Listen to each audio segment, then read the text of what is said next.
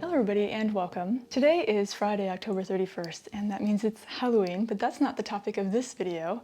Tomorrow morning on Saturday, I will be heading up to the northern French city of Lille with my husband. It's where he's from, and we'll be visiting his mother and also some of our friends. But the main reason we're going this weekend is that Sunday, November 2nd, there's going to be a fabric market in Roubaix, which is the city right next to Lille. And it is my favorite fabric market because it reunites local fabric shops, haberdasheries, pattern makers, and textile artists, and it's small, so there's about 30 to 40 stands, and because I'm not often able to go to Roubaix when I come to visit Lille, a lot of my favorite fabric shops in northern France and Belgium will be there, and I'll be able to go to their stands in person and see their fabric. A lot of them sell dead stock, for example, and I find that dead stock fabrics are a little bit more difficult to shop for online because the fiber composition is usually kind of strange or interesting mixes, and so it's nice to be able to feel the fabric between your hands, get a feeling of the weight and the drape, and then sometimes the colors are really interesting as well, and so that's especially something that's really hard to see online. So I'm really excited to go see these, and so it's a great way for me to present to you my favorite northern French and Belgian fabric shops in case you're looking to see where to get some great quality fabrics. Another interesting thing about this fabric market is that it takes place in a museum. Roubaix was known mostly for its textile production during the Industrial Revolution in the early 20th century, and so the museum is actually a textile museum. It used to be a textile factory that was converted in the early 2000s to a museum, and they have the old industrial weaving and fabric production machines in the museum that they pushed to the side to make room for this fabric market, which is really cool, and it's free entry, and it's just sort of a joyous, happy ambiance. So yeah, I'm really excited to go and to bring you along with me. And Lille is just absolutely gorgeous in the fall season, and so if I do some walking around, I can show you some of that city. And so before going, I have a few objectives in mind that I have defined in advance to avoid impulse fabric buying, which is something I'm very susceptible to. I'm looking for wool to make trousers or pants because now that I'm working from home and usually running errands around my neighborhood, I've been wearing more and more pants, and I don't have many in my wardrobe, and so I love working with wool, and usually when I work with it, I'm making a coat, and so I think making pants or trousers will be a lot easier than making a coat if I want to work with wool this season. And then the last thing I'm looking for is wool jersey. Not for a project specifically, but mostly because it's very rare, and so if I find it, I will be seriously considering buying it just because it's very difficult to find, and I love wool jersey. So those are my three main objectives, but I probably will find some really great picks, although I won't put pressure on myself to buy something just because I'm going to the fair. That's something that I sometimes feel pressure to do because I feel like, oh, I'm here, I need to take advantage, so I'll be avoiding that. Showing you Lille, showing you the market. But if you're wondering how come I'm going to the north of France for this market, even though I sound like an American, it is because I'm originally from the US, but I came to France for my studies and I stayed. And so I became French in 2019 and I married a ch'ti. And so I made my life here, and on this channel I mostly talk about my sewing projects and a little bit of knitting and embroidery, and then a little bit of what it's like living in France, because that does influence what I make. And so yeah, I'm happy to bring you along with me to this fabric market. First, I need to prepare for Halloween this evening and put together a bowl of candy for the kids who are going to stop by, and then pack, and then get going.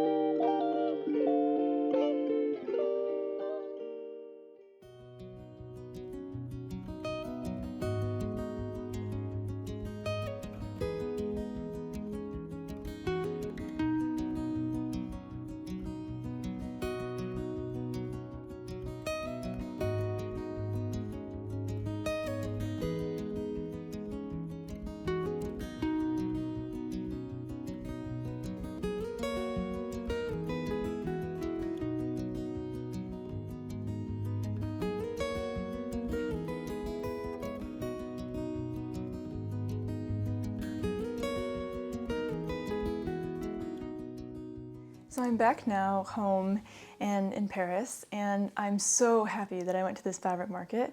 I don't always get to make it there, but it is by far my favorite fabric market, not only because it's such high quality and great prices, but also because they're very local fabric shops and haberdasheries and creators. And it's just a really interesting way to see the different textile traditions in the north of France and in Belgium. And oh, I love it. The people are just so friendly, and I forget how friendly the people in the north of France are sometimes. But yeah, it was a really lovely, friendly, and joyful atmosphere, and so it was a lot of fun. And so now let me show you what I purchased. First, I tried to get there as early as possible, and it opened at 9. It was from 9 to 6, and so I got there a little after 9, and there were already a good amount of people there. And I wanted to do a first lap around just to check out what was available before going and perhaps buying.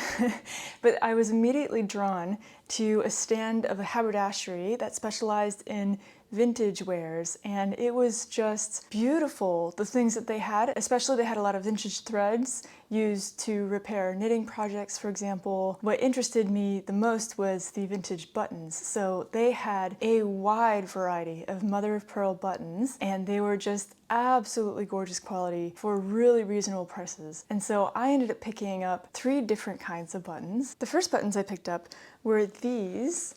I'm not sure if you can see, but they are these sort of marbly blue and purple mother of pearl buttons, and they're bigger and would be suitable for a jacket, for example. And it just looks really lovely. And what's interesting is in the back, it's almost like it is a shank button, but it's not made of plastic. That's definitely a metal backing, and it's pretty solid. And I've never really seen a mother of pearl color like this before. So how interesting. And I don't have a project in mind yet, but I figured I'll use it eventually. And so I'm really happy with that one. And then I also found a box of these buttons. So these are also mother of pearl, and I got a box. It's this manufacturer. I think these are definitely a few decades old. And I got 4 dozen for 10 euros. The other ones, I got 6 for 10 euros. And then this is 4 dozen of these buttons for 10 euros. And these are more for shirts, for example, like a button-down shirt. And I'm so happy to have a collection of mother of pearl buttons for projects that are buttoned down and require smaller buttons, because these will be so practical. And I love mother of pearl buttons. They're so pretty. And then it's hard to find them in such a light white color. Usually they're more off-white or even dark beige.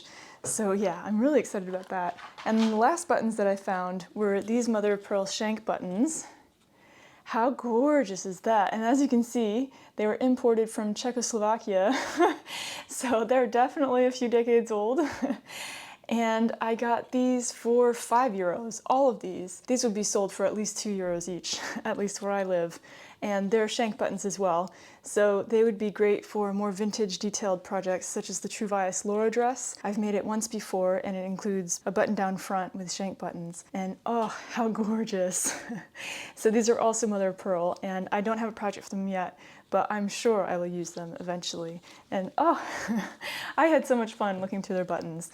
And this haberdashery is actually, I think that the man who was there selling, it was his mother's collection, because she used to have a haberdashery and she specialized in vintage haberdashery items. But I think that she recently passed away and he's taken over the business, and he only does markets every once in a while. He doesn't have a storefront or regular store times or a website. I did see on their Instagram page, which I will link below in the description if you'd like to check them out, that they have attended previous editions of this market. And so if you can make it and you want to see them, you will have to come to the market to check out their wares. But oh, what beautiful quality vintage items for such reasonable and low prices. It was a pleasure. And then I also found one last thing at their stand, and it was this vintage fabric. So let me unfold it for you so you can see it in a single layer. Look how gorgeous this is. So this is a vintage wool flannel, and it smells vintage. It smells like a secondhand shop. And it is in this plaid pattern with blues, dark blues, yellow, and sort of a burgundy red. And it's got almost a purpley vibe to it. Yeah, the blue here is a little bit more of a lavender blue, or maybe that's just me and what I'm seeing, but it looks so gorgeous, and it is 100% wool, and it's got this really soft flannel to it, and it's really drapey and lovely, and oh, I'm in love. I don't know when it was made, but it seems to have been made on a very narrow loom because it's only 65 centimeters wide. But this cut is a little over 4 meters long, so I could definitely get a skirt and or a pair of pants out of this. I would have to be very careful with it because it's just gorgeous quality. But I'm really happy with this find, and this was 20 euros for the 4.5 meters, I think, for 100% wool flannel, so that was a great find. They also had a really beautiful silk jacquard that I almost bought, but it was 45 euros for the cut, and I didn't really know what I would do with it, but I sort of regret not picking it up. That was gorgeous.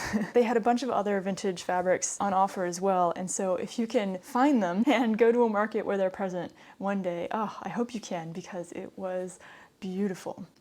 The next stand that I visited was Tissus Papi, which is a fabric shop based in Roubaix in the heart of the historic textile district of the city.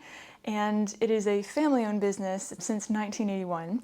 And so I love to go see what they have on offer because they have a lot of contemporary collections of fabric, so printed for sewists, and also a collection of Japanese-style cottons. But they also sometimes have really high-quality dead stock fabric, and that's what I was looking for. And so they had bolts of fabric on a table, and it was more printed for sewing. But then on the side, they had rolls of fabric, and I think it was all dead stock. And when I was on my first round, looking at what everybody had, I found this really beautiful dark gray herringbone wool fabric that was just light enough to make a pair of pants or skirt with, but I didn't buy it right away, and when I came back to go get it afterwards, I couldn't find it anymore, and I almost walked away without it. But I was with a friend as we were walking out, and he said, "Did you ask?" And I said, "Well, no," because I am a little bit shy, and he encouraged me to go back and ask. So I'm grateful for that because I wouldn't have dared otherwise because there were just so many people by that time. There was a large crowd of people vying for this vendor's attention, and so I waited, and when he was available I asked if he knew where it had gone to, if it was all gone or if it was still around somewhere, and he helped me find it. He could have just said, "Well, if you don't see it anymore, it's gone," because there were a lot of people and a lot of activity, and he was probably a bit overwhelmed, but he was patient and kind and looked for it with me, and we found it. It had fallen behind other bolts of fabric, and I wanted 1.5 meters, and it was 10 euros per meter, and it turns out that they only accepted cash, and I only had 12.70 euros on me. And so I told him, "Oh, you know what, just give me 1 meter and 25 centimeters. And he was like, "Nah, it's fine." And he gave me 1.5 meters for 12.70, which was very, very kind of him. And yeah, it was just really a lovely experience. He was very kind, even though so many people were vying for his attention. It was really busy and really loud and crowded, and I didn't expect such kindness at that moment. So that was a really nice experience. And so let me show you the fabric. So it is this, and it is this dark gray herringbone wool. And I just love herringbone texture and or the herringbone weave in fabrics. It is one of my favorite textures for fabric. Now let me pull it away from the camera so it doesn't blow out the color. This is the real color. It's a dark gray. And let me get one layer so you can see how it drapes. It drapes like this in one layer. So it's not a wool crepe, it's a wool flannel more like. And it's relatively heavy. More medium to heavyweight, and I think I can get a pair of pants out of these.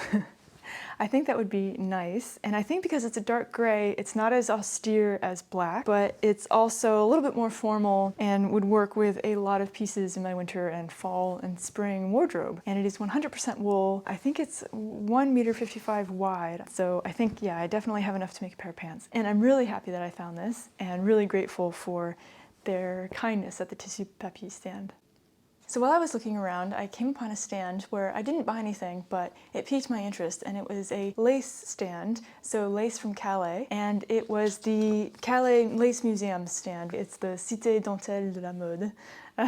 And it reminded me that I really, really want to go visit their museum someday in Calais and see what they have in terms of lace. And I didn't know that they still produced lace there. And so I got a really good look, and the vendor who was there to present the laces that they had on offer was very kind and explained each one to me, and they were really beautiful. And they also have fashion expositions of garments that were made with their lace, which is really interesting. And so yeah, one day I'd like to make it up there and go see their collections and perhaps take you along with me, but that's a project for a future date.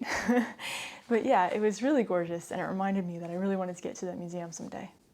So as I was heading out, I noticed that there was a stand that had such a crowd of people and such a sort of brouhaha of noise and activity and excitement around the table that I was very, very curious. I couldn't even see what was on the tables at the stand. There were so many people, but I slowly inched my way forward as people were coming and going, and I caught more and more glimpses of some beautiful cotton jacquard fabric, like this one that I purchased. So the table that I found is the Art de Lys table, and it is a textile company that creates these traditionally woven jacquard, cotton jacquard fabrics for upholstery and accessories. What I didn't know is that they typically only, they don't usually sell fabric. They typically sell already made cushions and accessories and tapestries even, and they have contemporary designs like the ones that I bought, as well as reproductions of historical designs such as the Lady and the Unicorn. They have a whole collection of Lady and the Unicorn tapestry accessories. How beautiful, but yeah, they don't usually sell fabrics. I think this was an exception of fabric cuts that they had left over that they wanted to sell at the market. And so I picked up this one. And what was interesting is that they were sold by weight. And so this one cost 24 euros, and I have about 1.25 meters, and it's 1.55 meters long, or wide, and so I have a good amount of it, and I just love these colors. So the flowers, and then the little birds, and it's just so beautiful, and it's 100% cotton, and pretty thick. And I was thinking of making a skirt, probably a mini skirt out of this, but I just love the colors, it's so beautiful. And I'm glad I found it. And this is even, I didn't know, but they produce everything 100% in France, from the beginning designs to sourcing materials and weaving, and everything is 100% French. And they were awarded with the label Entreprise du Patrimoine Vivant, which is a recognition of heritage craftsmanship in France. And I had no idea who they were or what it was, but I could see immediately through glimpses between people the quality, and so I was really happy to pick this up. It's heavy, so let me put this down. And then I got a second cut. So if you can see, this one is the same exact weight and made of cotton as well, but it's got this orange tree and little flowers, and it's on a dark beige base. And I just love the colors in this one as well. And this one is part of their Lady and the Unicorn collection. And from what I read, orange trees and tapestries of that time represented love, abundance, and purity. And so I thought I would make a cushion out of this one. I only have 75 centimeters. This one cost 18 euros for this cut. It's 75 centimeters long and then 1.55 meters wide. So I have definitely enough to create a cushion cover. I'm gonna put this down too because it's heavy. And then I think I'll back it with a plainer sort of another fabric to save as much of this as possible, and then perhaps make accessories with it, and the other one, any leftover fabric like tote bags or pouches and things like that, because it's just beautiful. Ooh, and then for the other one, I was thinking of making, so I said a shorter sort of mini skirt with this one. I was thinking probably the Tilly and the Buttons Ramona skirt, for example, or the Bella Loves Patterns Dolce skirt. I think that would be really, really gorgeous. But yeah, that's what I got from there, and I'm really happy with this discovery. I've never worked with this sort of jacquard fabric before, but it's just so gorgeous. So that is everything that I purchased at the market. If you are able to and you're interested, I highly recommend trying to make it to this market. Not only is it local commerces and a lot of locally made wares, but also the people are super friendly, and the place, the museum where it takes place, is really cool. And you can feel in the neighborhood just walking around or just in the museum in general, that there's a lot of textile history in this part of Roubaix. And so yeah, I highly recommend trying to make it to this one, and the prices and the quality were just so great. This fair used to be biannual, once in the fall and once in the spring, but now it only takes place once a year in the fall, usually at the beginning of November. But I will link below the web page that they don't update very often, but they usually do about a month or two before the event. That is on the website of the museum.